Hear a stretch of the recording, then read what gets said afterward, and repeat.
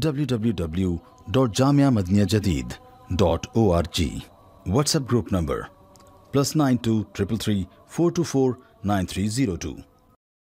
الصلاة والسلام على خير خلقه سيدنا ومولانا محمد وآله وأصحابه أجمعين. أما بعد، آقا نامدار صلی اللہ علیہ وسلم نے ارشاد فرمایا کہ ایمان کی تو 70 شعبے ہیں، 70 شاخیں ہیں. 70 کا عدد اردو میں بھی بولا جاتا ہے، مراد بہت ہوتے ہیں کثرت سے. ایمان کی کس اتنے شعبے ہیں، جس کا مطلب یہ ہے کہ ایمان والے آدمی کو یہ کام کرنے چاہیے، اور دوسرا مطلب یہ ہے کہ ایمان والا آدمی جب اس کے اندر ایمان آتا ہے تو خود بخود بہت سی چیزیں پیدا ہو جاتی ہیں.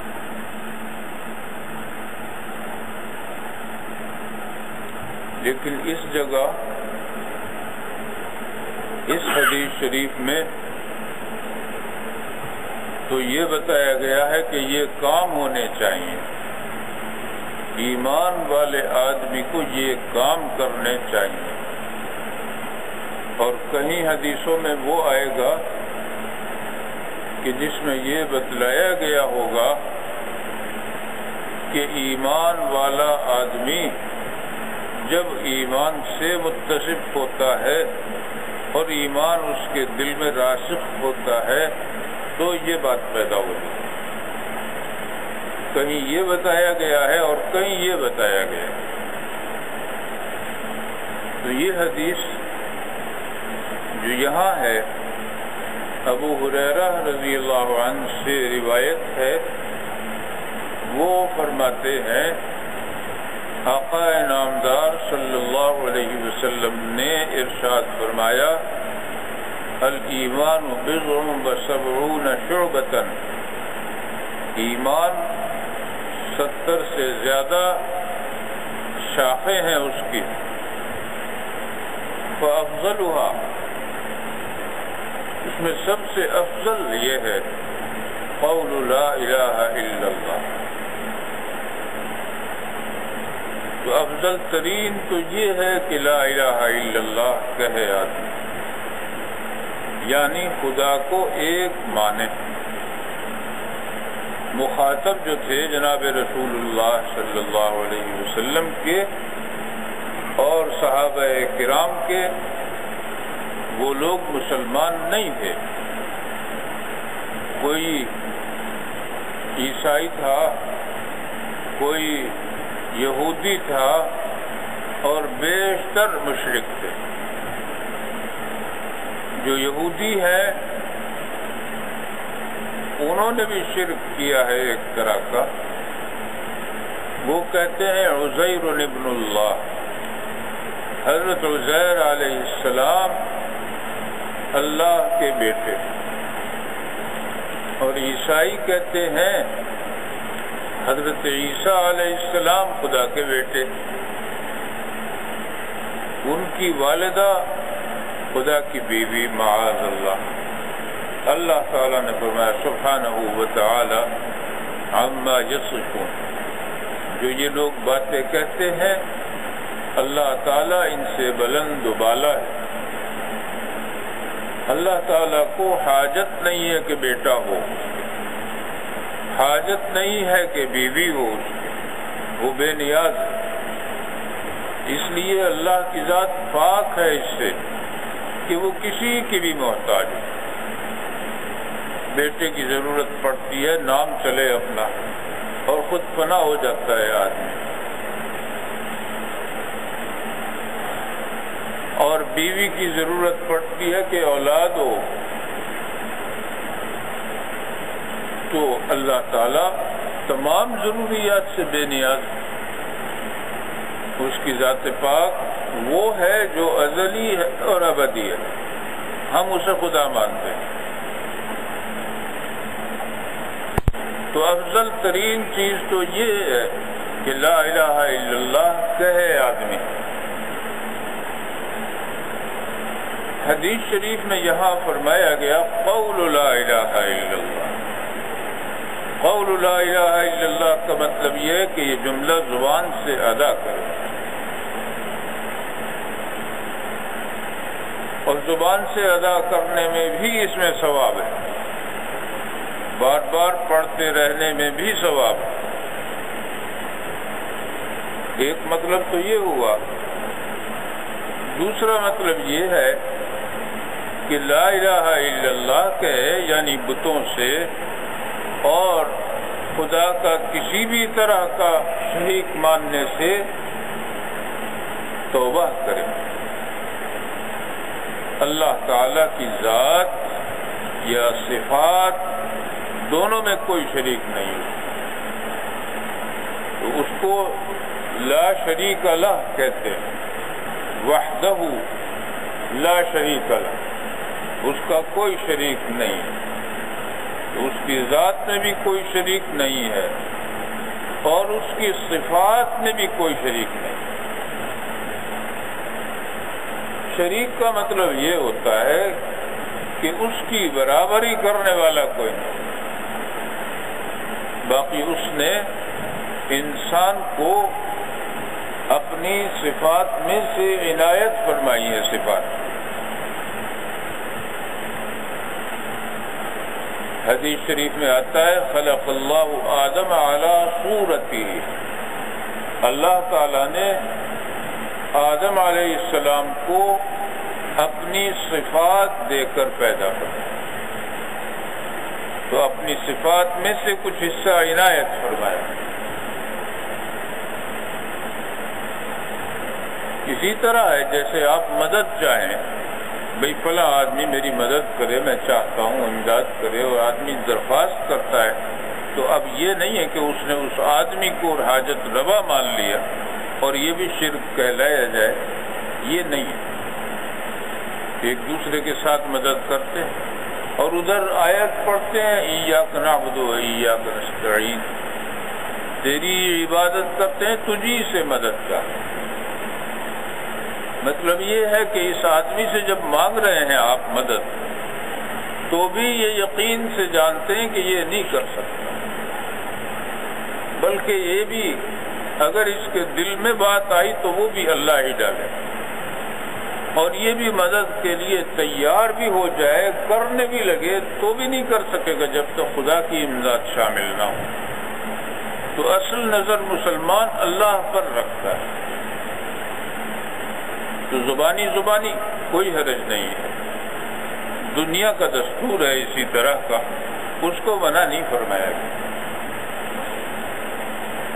تو اللہ تعالیٰ کی ذات پاک اور صفات اسی طرح کی جیسے خدا کی ہیں ویسے ماننا یہ شرک۔ باقی یہ کہ ان صفات میں سے اللہ نے حصہ دیا ہو تو دیا تو ہے۔ حدیث شریف میں آتا ہے کہ اللہ تعالیٰ کی رحمت بہت بڑی ہے، اور اس نے جو مخلوقات کو دی ہے تو وہ تھوڑا سا حصہ دیا، بہت تھوڑا سا حصہ، جیسے 100واں حصہ دیا ہو،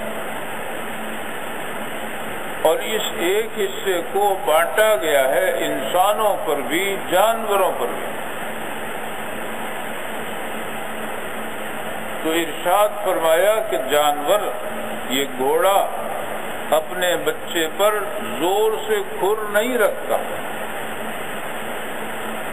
یہ ماں ہے، گھوڑی ہے، اس کے بچہ پیدا ہو تو بچہ اس سے کھیلتا ہے، وہ کھیلتی رہتی ہے، لیکن جو پاؤں رکھے گی تو ہلکے سے۔ تمام خلق میں یہی، تو آپ سمجھ لیں چڑیا ہے بے چین ہوتی ہے، بے تاب ہوتی ہے، لا کے وہاں سے اور اس کو چگا دیتی ہے، اس کے منہ میں دیتی ہے، کیونکہ بچہ چگنے کے قابل نہیں۔ جب وہ بڑا ہو جاتا ہے، اڑنے لگتا ہے، پھر اطمینان ہو جاتا ہے۔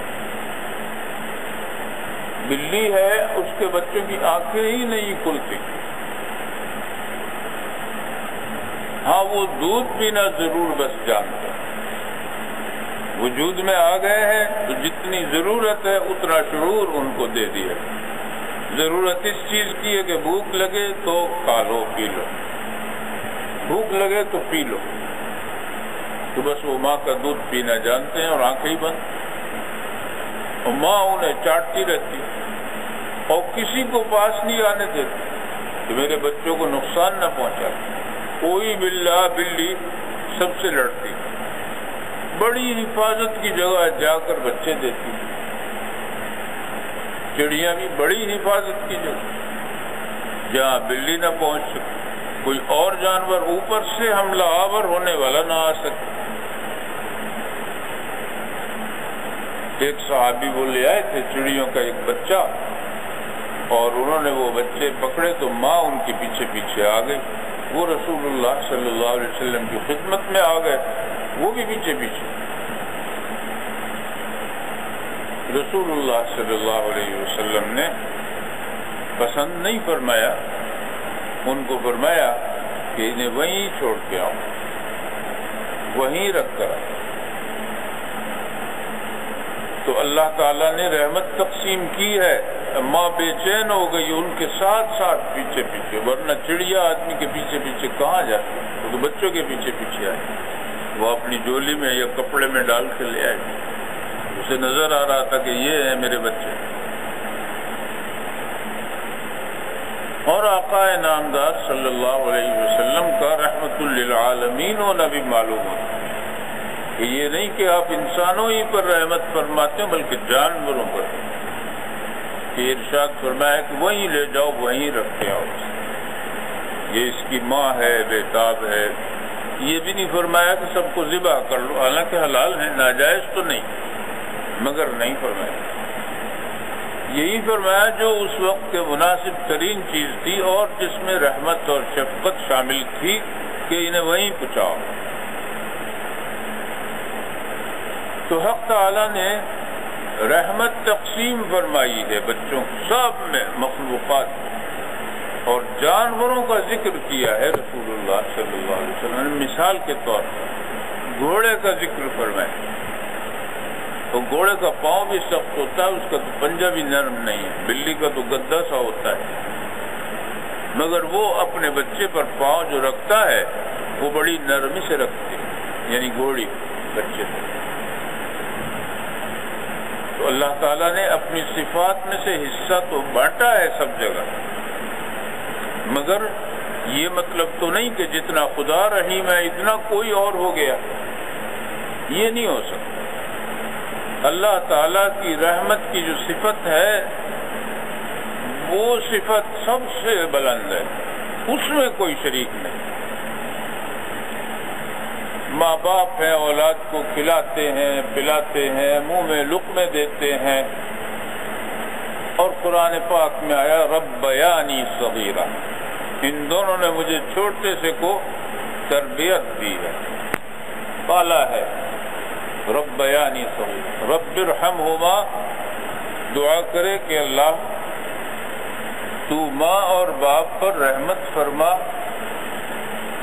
کما ربیانی صغیرہ، جیسے انہوں نے مجھے بچپن میں پالا۔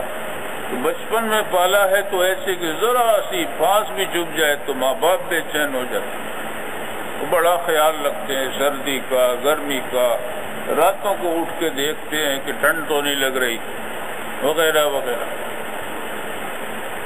جو دعا کرتا ہے جو بتائی گئی ہے اولاد کو ماں باپ کے لیے، وہ یہ دعا بتائی، جیسے انہوں نے میرے ساتھ شفقت کی ویسے تو ان کے ساتھ شفقت فرما، رحم فرما ان پر۔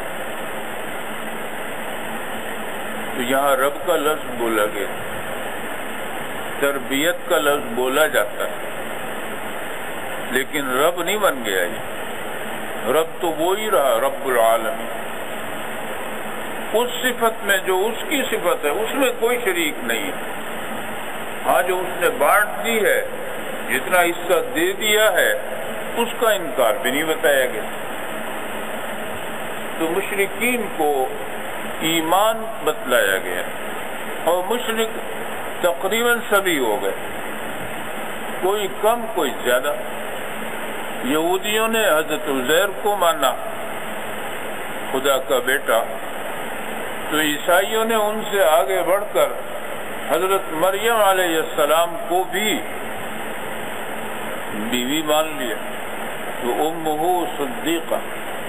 لیکن یہ سب کے سب، دونوں کے دونوں یہ کہتے تھے کہ یہ دونوں مل کے ایک ہی ہیں ایک ہی۔ اور اسی طرح سے تینوں کو ملا کے عیسائی کہتے ہیں یہ ایک ہی۔ اب ان سے مناظرے بھی بتیرے ہوتے رہتے ہیں کہ بھئی یہ تین نہ کہو یا ایک نہ کہو، یہ کیا بات کہ ایک بھی ہے اور تین بھی ہے، وغیرہ وغیرہ۔ بہت قسم کے مناظرے، بڑے لمبے لمبے، بڑے معقول۔ تو مشرکین مکہ اور دوسرے سارے مشرک ہندو وغیرہ جتنے بھی ہیں، یہ سب یہ بہت زیادہ چیزوں کو شریک مانتے ہیں۔ جہاں قدرت کا مظاہرہ ہو رہا ہو، بس اسی کو یہ پوجنا شروع کر، عبادت شروع کر۔ وہ مظہر قدرت ہے، جیسے دریا ہے، مظہر قدرت ہے۔ اور کوئی عجیب چیز ہے یا کوئی عجیب الفوائد درخت ہے، وہ مظہر قدرت ہے کہ اللہ نے بنایا ہے اس کو۔ یہ صفات بخشی ہیں، نہ یہ کہ وہ خود خدا ہے۔ تو اس کو پوجنا، ڈنڈوت کرنا، اس کے آگے جھکنا، اس کو سجدہ کرنا وغیرہ، یہ ان لوگوں میں بھی ہے، ان لوگوں میں بھی تھا۔ اب ہندوؤں میں جیسے یہ گائے کا گوبر ہوتا ہے، اس پہ وہ ڈال دیتے ہیں سندور وغیرہ، پھر ڈنڈوت شروع کر دیتے ہیں، کچھ آگے جھک جاتے ہیں۔ ان کے یہاں بھی اسی طرح کا تھا سلسلہ کہ پتھر ملا، ایک خوبصورت سا کوئی پتھر ملا، وہ جیب میں ڈال لیتے تھے، بس اسی کی پوجا کرتے۔ وہ کہتے ہیں کہیں اور ہمیں مل جاتا تھا عمدہ، اس سے بھی خوبصورت پتھر، پھر اسے پھینک دیتے تھے، دوسرا لے لیتے۔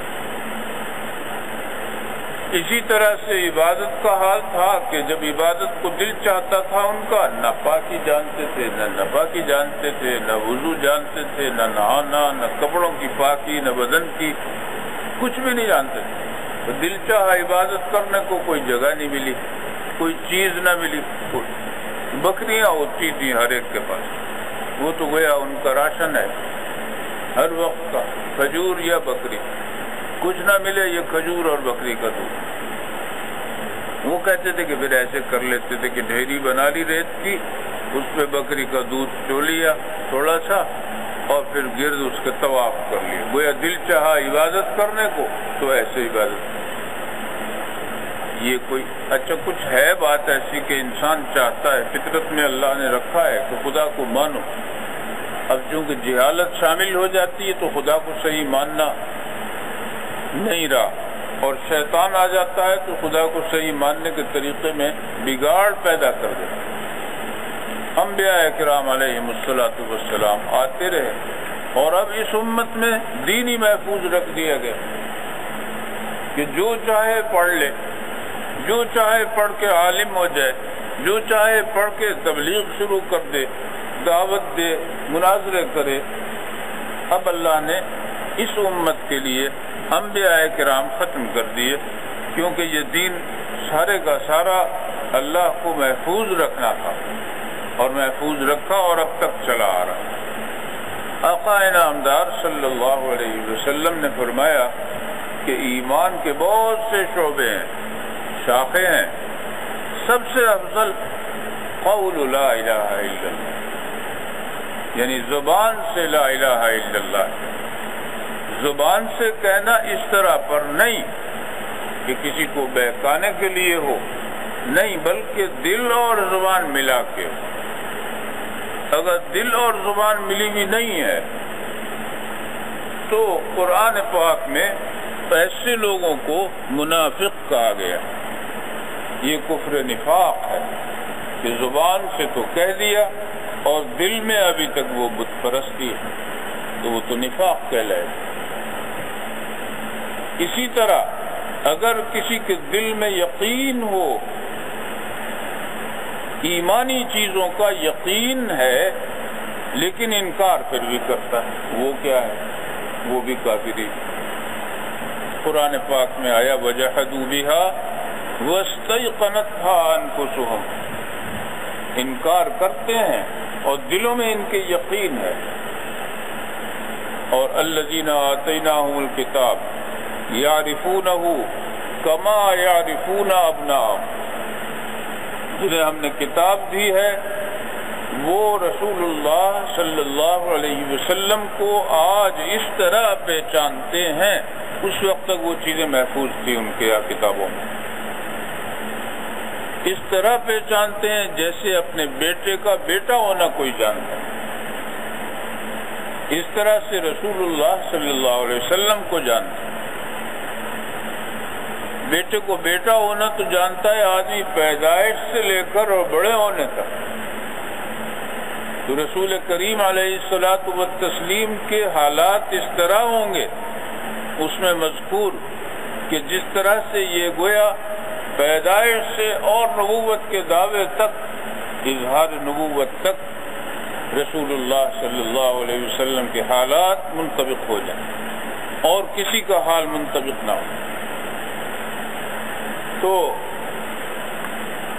اگر کوئی دل میں یقین رکھتا ہے، زبان سے نہیں مانتا، تو بھی قرآن پاک میں ہے کہ یہ مسلمان نہیں، جیسے کہ وہ جو زبان سے کہہ رہا ہے اور دل میں کفر ہے وہ غیر مسلم ہے، وہ منافق۔ تو یہاں جو فرمایا گیا افضلها قول لا الہ الا اللہ، وہ قول بمعنی زبان سے کہنا فقط نہیں ہے بلکہ زبان سے کہنا وہ کہنا اس طرح کہنا کہ دل میں بھی وہی ہو، دل اور زبان ایک ہو۔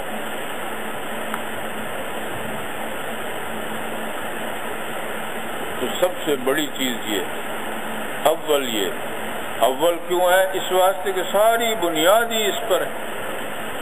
جب وہ خدا کو ایک مان لے گا تو ایمان ثابت ہوگا، جب ایمان ثابت ہوگا تب حکم ہوگا کہ نماز پڑھو، روزہ رکھو، زکوٰۃ دو، حج کرو یا اور نیکیاں کرو۔ اس لیے افضل ہوا تو وہ ہوا۔ اور کم سے کم کیا ہے؟ کم سے کم میں رسول اللہ صلی اللہ علیہ وسلم نے یہ نہیں بتایا کہ نماز نہیں پڑھے یا یہ کرے، نہیں، بلکہ عام مخلوق کے ساتھ جو معاملہ ہوتا ہے وہ بتایا۔ ہمارے خیال میں بھی نہیں آتا کہ کسی سے اچھے اخلاق سے بات کرنا ثواب کی بات ہے، حالانکہ بہت بڑے ثواب کی بات ہے۔ درجۃ قائم اللیل و صائم النہار، اخلاق سے بات کرنا ایسی بڑی چیز ہے کہ جیسے رات بھر عبادت کی ہو اور دن بھر روزہ رکھا ہو، ایسے ہے۔ تو ہم اسے سمجھتے ہی نہیں کہ یہ ثواب ہے۔ ہم ثواب کی نیت سے حسن اخلاق اگر اختیار کریں تو کایا پلٹ جائے ہماری خود بخود۔ ہر وقت ہمیں ثواب ملحوظ ہوگا اور اپنا غصہ بھی آتا ہوگا، وہ بھی دبائیں گے کیونکہ ثواب ملحوظ۔ یہاں فرمایا گیا کہ ادناہا اماطۃ الاذی عن الطریق، کم سے کم درجہ یہ ہے کہ راستے سے تکلیف کی چیز ہٹا دے۔ کانٹا ہے، آدمی کے الجھ جائے گا یا چبھ جائے گا، کوئی ننگے پاؤں گزرا، شیشہ پڑا ہوا ہے، ننگے پاؤں جو گزرے گا وہ زخمی ہو جائے گا۔ اینٹ پڑی ہے، کمزور نظر والا گزرے گا، ٹھوکر لگے گی۔ ان چیزوں کو ہٹا دینا راستے۔ آپ سنتے ہیں وہ چین میں یہ معذب ہو گئے، یہ ہو گئے، وہ ہو گئے، چھلکا ہٹا دیتے ہیں، خود ہی سڑکیں صاف رکھتے ہیں، وہ چین کا ذکر کرتے ہیں کیونکہ عمل وہاں ہو رہا ہے، تعلیم یہاں ہے، بے عملی یہاں ہے وہ یہی چیز۔ جہاں بھی کہیں آپ کوئی تعریف کی چیز دیکھیں گے بشرطے کہ وہ از قسم بے حیائی اور عریانی نہ ہو، کیونکہ یہ تو کافروں میں پائی گئی ہے۔ جس چیز کو سب اچھا کہتے ہوں وہ کہیں اگر نظر آئے گی تو وہ اسلام کی ہے۔ تو یہاں فرمایا کہ راستے میں کوئی چیز ہو تکلیف دے وہ ہٹا دی، چھلکے ڈال دیتے، کھاتے گئے ڈالتے گئے، رستہ چلتے چلتے کھاتے ہیں، حالانکہ منع ہے، رستہ چلتے ہوئے کھانا بھی منع ہے۔ بلکہ ایسے آدمی سے حدیث بھی نہیں لیتے تھے محدثین کو، کیونکہ رستے میں کھانا، سب کے سامنے کھانا ایک طرح کی بے شرمی ہے، اور بے شرمی جس میں ہو وہ جھوٹ بھی بول سکتا ہے۔ تو ممکن ہے یہ حدیث میں کوئی لفظ بڑھا دے یا گھٹا دے، اس واسطے اس کی حدیث نہیں لیتے۔ یہاں آقا نامدار صلی اللہ علیہ وسلم، اچھا تو چلتے ہوئے نہیں کھانا چاہیے، مگر یہ کہ آپ نے کہیں چھلکا دیکھا ہے پڑا ہوا، تو چھلکا تو کانٹے سے بھی زیادہ کانٹے کی طرح، جیسے شیشہ ہو، اس طرح خطرناک چیز، لوگ پھسل جاتے ہیں اور ہڈیاں ٹوٹ جاتی ہیں، ٹانگ کی ہڈی ٹوٹ جاتی ہے، کولے کی ہڈی ٹوٹ جاتی ہے، تو اس کو ہٹا دینا محض اس لیے کہ اللہ خوش ہوگا، جوڑ سمجھ میں نہیں آتا۔ یہ تو آدمی کا کام کر رہے ہیں آپ، لوگوں کا کام کر رہے ہیں، مگر اللہ نے بتایا، رسول اللہ صلی اللہ علیہ وسلم نے بتلایا کہ نہیں، یہ خدمت خلق جو کر رہے ہو اس سے خدا خوش ہوتا ہے۔ یہ جو تم کام کرتے ہو دن رات، ان کاموں میں خدا کی نیت رکھو گے۔